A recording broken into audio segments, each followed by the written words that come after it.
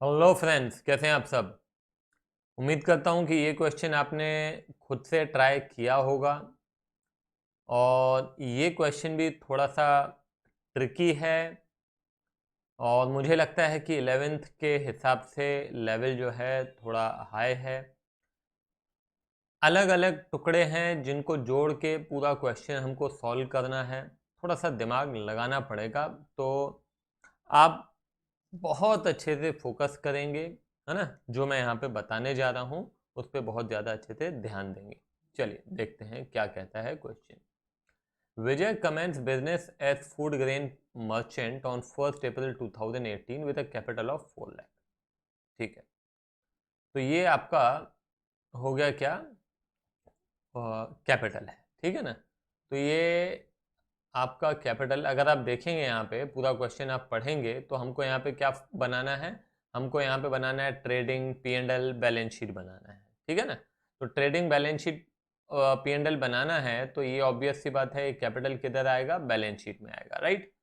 On the same day he purchase furniture, furniture भी किधर आएगा, बैलेंस शीट में आएगा। कोई दिक्कत है नहीं। From the following particular obtain from his books which do not conform to double entry principles, you are required to prepare the trading and P&L for the year ended 31st March 2019 and the balance sheet as on that date।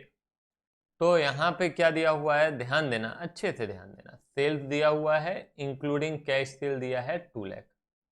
Okay, मगर ये क्यों किया होगा इन्होंने including cash cell, अभी समझ में आ जाएगा कि क्यों किया है। तो ये जो सेल्स है ये किधर आएगा, ट्रेडिंग में आएगा। ठीक है ना। तो एक चीज तो साफ समझ में आ रही है कि ये जो सेल दी है ये कैश सेल दी है, तो क्रेडिट सेल भी हम फाइन कर सकते हैं 3 लाख। यूज देखते हैं आगे क्या होगा। परचेजेस दिया हुआ है तो इसको भी हम कहाँ लिख सकते हैं, ट्रेडिंग में लिख सकते हैं। विजयस ड्राइंग इन कैश है तो ये आपका आ जाएगा कहाँ, बैलेंस शीट में आ जाएगा। Salaries to staff P and L में आएगा। Bad debts written off P and L में आएगा।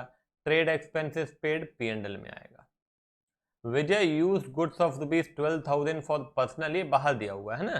तो Vijay use goods of rupees 12,000 for personal purpose during the year, तो ये आपका क्या, बैलेंस शीट में भी आएगा। गुड्स ले गया है तो सीधी सी बात है कि इसको परचेजेस में से कम भी करना पड़ेगा। याद है ना क्या एंट्री होती है, drawings account debited to purchases. ये फाइनल अकाउंट्स के कंसेप्ट यहाँ पे बहुत काम में आते हैं, ध्यान रखेंगे आप।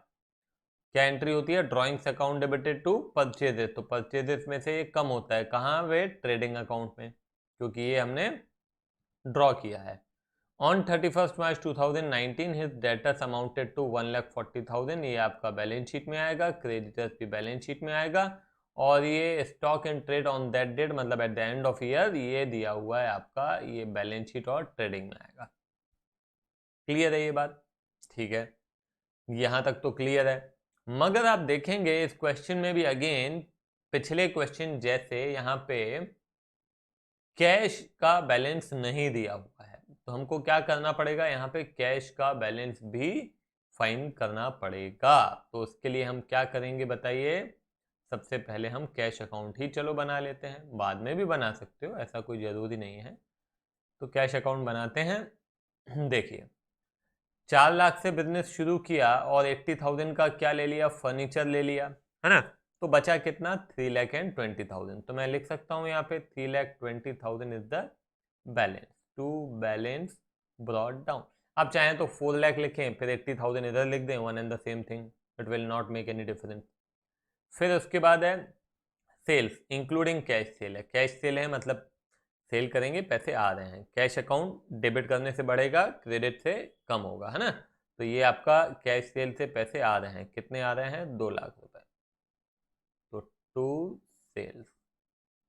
फिर परचेजेस है 1,20,000 का कैश परचेजेस है ना, कैश अकाउंट बना रहे हैं तो बाय परचेजेस कितना है, 1,20,000। क्रेडिट से अभी हमको मतलब नहीं है ना।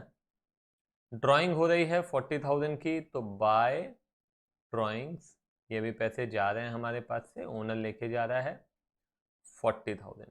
ठीक है। फिर हमने सैलरी दिया है स्टाफ को, सैलरीज कितना दिया है, 48,000 सैलरीज दे दिया। बैड डेट रिटर्न ऑफ में कोई कैश आपके पास से नहीं जाता है, ट्रेड एक्सपेंसेस पेड, यहाँ पे जाएगा आपके पास से कैश, तो बाय ट्रेड एक्सपेंसेस, ठीक है। फिर है Vijay used goods of ₹12,000 for personal purposes, ठीक है ठीक है, ये सब तो चलेगा। अब यहाँ पे एक चीज गौर करने वाली है, मैं बताऊं मैं क्या। देखो कई बार क्या रहता है क्वेश्चन में, ऐसे पॉइंट्स दिए रहते हैं, हमें मालूम है जिसका कि ट्रीटमेंट करना है, मगर कुछ पॉइंट्स दिखते नहीं है मगर क्वेश्चन के अंदर होते हैं। इसमें कुछ ऐसे पॉइंट्स मुझे दिख रहे हैं जो कि शायद आपको ना दिख रहे हो। बताऊं क्या? देखो यहां पे मैंने अभी आपको बताया कि ये क्रेडिट सेल है, टोटल सेल है 5 लाख, कैश सेल है 2 लाख, तो क्रेडिट सेल कितनी हो गई? 3 लाख। उसी प्रकार से यहाँ पे क्रेडिट परचेज हो गया, कितना हो गया क्रेडिट परचेज? 2,80,000, है ना, कोई दिक्कत नहीं है। तो यदि हमने क्रेडिट सेल की है 3 लाख की, तो हमको डेटर से 3 लाख लेना होगा, डेटर से हमको 3 लाख लेना होगा, हाँ या ना? बिल्कुल हाँ। मगर डेटर तो 1,40,000 है, हमने सेल 3 लाख किया है मगर लेना केवल 1,40,000 है। ये बहुत इंपॉर्टेंट है, ये दिख नहीं रहा है, कहीं नहीं दिख रहा है, इसीलिए तो मैं बोल रहा हूं कि ये कॉम्प्लिकेटेड क्वेश्चंस हैं। तो यहां पे हमारी क्रेडिट सेल 3 लाख है मगर डेटर से लेना 1,40,000 है, मतलब 1,60,000 मिल चुका है, 1,60,000 मिल चुका है। किससे मिल चुका है? डेटर्स से मिल चुका है, तो मैं लिखूंगा टू डेटर्स, ये पैसे आ चुके हैं। समझ में आई बात? क्लियर है? फिर बता रहा हूं मैं आपको, देखो आपकी क्रेडिट सेल है 3 लाख और आपके जो डेटर्स आप देख रहे हो वो है कितना? 1,40,000। इसका मतलब साफ साफ है कि यहाँ पे मैं सीधा सीधा लिखूंगा कि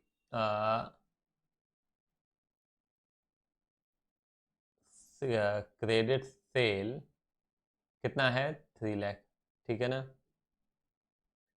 minus amount received is equal to 3 lakh में से अमाउंट जो मिल चुका है, मिलने के बाद जो डेटर बचा है वो है 1,40,000। समझ में आ रही बात मैं क्या कह रहा हूं? मैं ये कह रहा हूं कि 3 लाख रुपए की हमने सेल की है, उसमें से कुछ पैसे मिल चुके हैं और मिलने के बाद भी हमारा जो डेटर है वो कितना है? 1,40,000 है। इसको फॉर्मूला में ऐसे लिख के बताता हूँ आपको, देखो मैं यहाँ पे कहता हूँ debtors is equal to credit sale minus amount received, ठीक है। तो डेटर्स कितना है? 1,40,000 is equal to credit sale कितनी है? 3 लाख, है ना, माइनस अमाउंट रिसीव्ड। तो अभी क्या हो जाएगा? ये इधर चला जाएगा, ये इधर चला जाएगा, तो अमाउंट कितना आ जाएगा? 1,60,000 जो मैंने यहाँ पे किया है। समझ में आ रही बात? या फिर आप चाहो हालांकि छोटा सा इक्वेशन है, यहाँ पे डेटर अकाउंट बनाने की जरूरत नहीं है, मगर आपको डेटर अकाउंट ज़्यादा कंफर्टेबल लगता है तो डेटर अकाउंट बना लो आप, है ना। ये मैंने डेटर अकाउंट बनाया, ओपनिंग बैलेंस तो कुछ था नहीं, नया नया बिजनेस है, ठीक है ना। तो मैं यहाँ पे क्या लिखूंगा? यहाँ पे मैं लिखूंगा कि मैंने सेल किया है 3 लाख रुपए, डेटर बढ़ रहा है, ये 3 लाख रुपए मैंने डेबिट साइड में लिखा और बैलेंस मैंने कितना लिख दिया? बाय बैलेंस 1,40,000, मतलब बाकी पैसे हमको मिल चुके हैं बाय कैश, कितना? 1,60,000। तो मैंने आपको दोनों तरीके बता दिए, आप चाहो तो डेटर अकाउंट बना के फाइंड कर लो कि कितना कैश मिला है, चाहे आप इक्वेशन के थ्रू कर लो, है ना, कोई फर्क नहीं पड़ता, जैसे करना हो वैसे कर लो। क्लियर है ये? तो ये डेटर हमको मिल गया कि डेटर से हमको कितना पैसा मिला है? 1,60,000, ये हो गया। अब मैं आ जाता हूं किस पे? क्रेडिटर अकाउंट पे। क्रेडिटर अकाउंट पे ध्यान देना, क्रेडिटर अकाउंट में क्या करना है हमको, क्रेडिटर अकाउंट भी बनाना जरूरी नहीं है, वो भी ऐसे ही समझ लो आप। पहले देखो, हमने क्रेडिट में खरीदा कितना, 2,80,000 का, तो हमें कितना देना चाहिए, 2,80,000 देना चाहिए, है ना। मगर बैलेंस केवल 80 बचा है, इसका मतलब है कि बाकी अमाउंट हम दे चुके हैं। कितना दे चुके हैं, 2 लाख दे चुके हैं। ये भी सिंपल है। मगर आपको लगता है कि नहीं इसको करके देखना है, तो करके देख लो। 2,80,000 ये हमने लिख दिया यहाँ पे, by credit purchases, by purchases, ठीक है ना। और यहाँ पे मैंने लिख दिया टू बैलेंस कैरी डाउन। आराम से, अगर आपको कहीं भी डाउट है ना, थोड़ा सा पीछे ले जाके फिर से देखें, मगर क्लियर करें। ये मैंने क्या लिख दिया, ये मैंने लिख दिया परचेजेस, ठीक है। ये क्रेडिट परचेजेस है 2,80,000 का, मगर अब बैलेंस केवल 80,000 है, मतलब हम पे कर चुके होंगे। कितना पे कर चुके हैं, 2 लाख रुपए पे कर चुके हैं, ठीक है। तो ये हम पे कर चुके हैं, तो इसीलिए हम लिखेंगे बाय क्रेडिटर्स कितना, 2 लाख। इस तरीके से हम, ये कॉम्प्लिकेटेड पार्ट है यहाँ पे, बिल्कुल है, दिमाग लगाना पड़ेगा, आसानी से नहीं होगा। मगर मैं इंसिस्ट करूंगा कि आप कीजिए इसको। आप छोड़ भी सकते हैं, क्योंकि एग्जाम में मुझे नहीं लगता है कि इस तरह के क्वेश्चन आएंगे, मगर इसलिए करना चाहिए क्योंकि आपका लेवल अपने आप में इससे बढ़ता है इस तरह के क्वेश्चन करने से। तो 6,80,000 ये इस तरफ का टोटल, यहाँ पे भी मैं 6,80,000 लिख दूंगा, ठीक है। और माइनस करके देखते हैं कितना आ रहा है।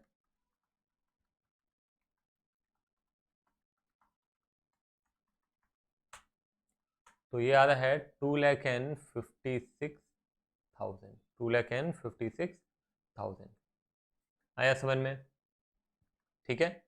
अब क्या करना है उस पे आते हैं, ध्यान देना बहुत अच्छे से।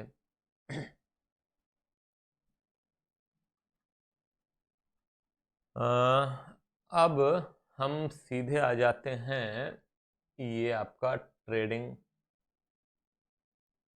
ये हो गया आपका ट्रेडिंग अकाउंट, ये हो गया आपका P&L अकाउंट, और ये हो गई आपकी बैलेंस शीट, ठीक है।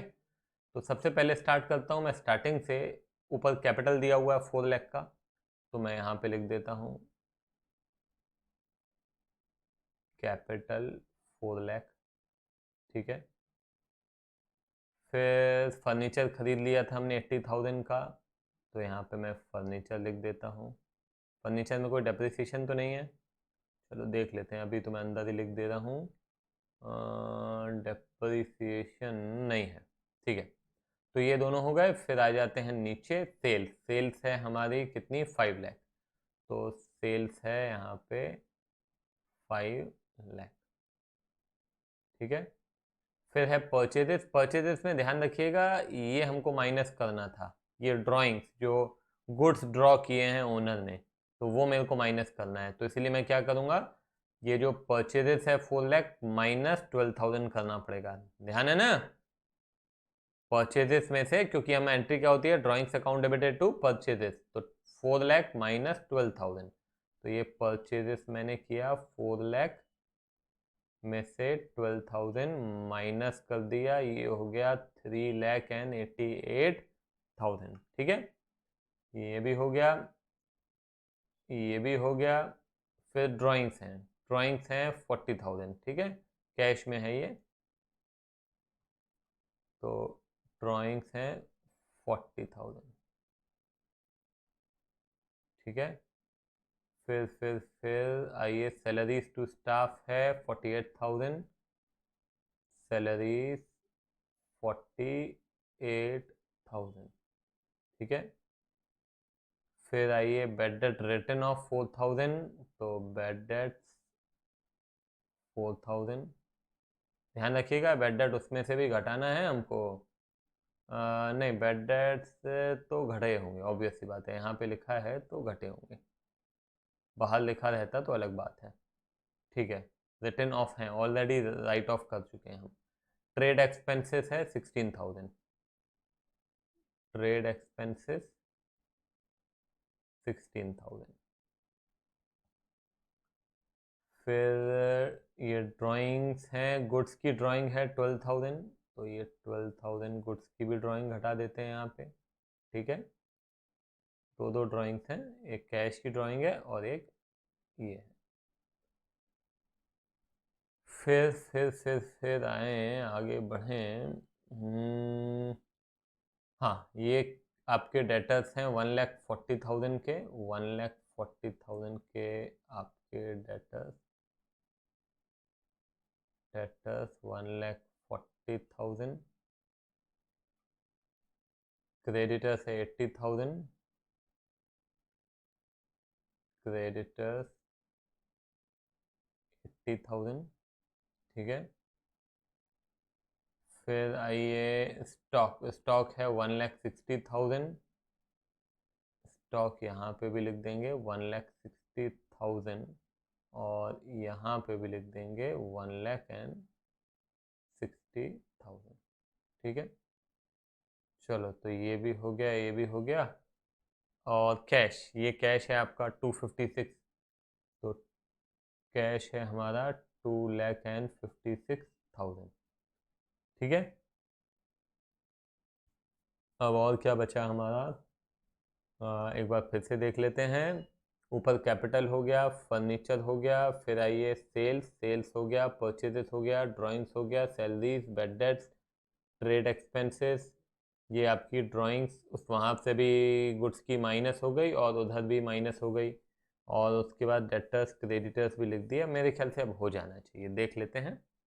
तो सबसे पहले 5,00,000 एंड 1,60,000, 6,60,000 माइनस 388, तो ये आ जाता है 2,72,000 ग्रॉस प्रॉफिट।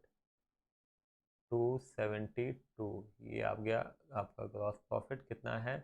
6,60,000, ठीक है, 6,60,000, ये आपका 2,72,000, ठीक है।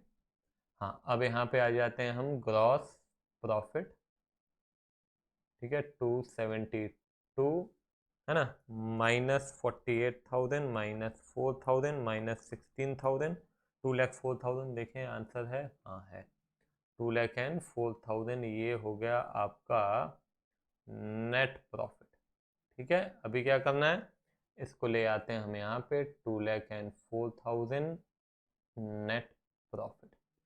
चलिए, अब प्लस 4,00,000 माइनस ड्राइंग्स, ये हो जाता है 552, प्लस 80,000 632, देख लें पहले, हाँ सही है, 6,32,000, ये हो गया आपका। इस तरफ भी सेम आना चाहिए, नहीं आया तो गड़बड़ है। हाँ हाँ हाँ हाँ हाँ, एक सेकेंड, एक सेकेंड।